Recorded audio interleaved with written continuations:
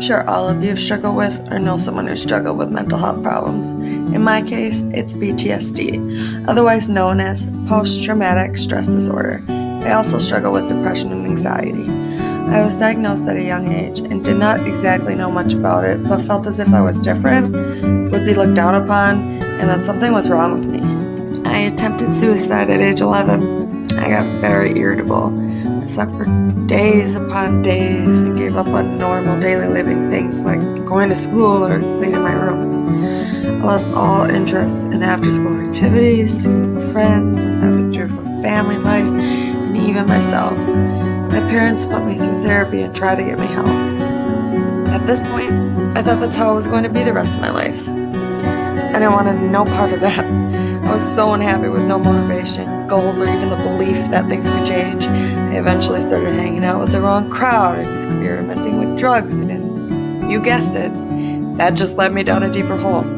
I went straight to full-blown addiction by the age of 17. One day, I finally just said, I'm done. I don't want to live like this anymore. I want to give myself a future and have a good life and things to look forward to with goals and ambitions and happiness.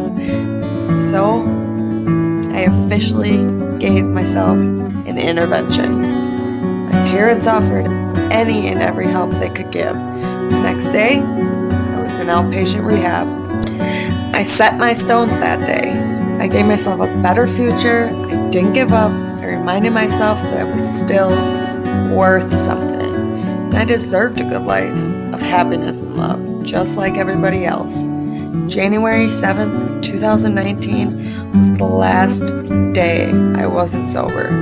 I officially can say I have flipped my life straight upside down. I never thought those words would come out of my mouth.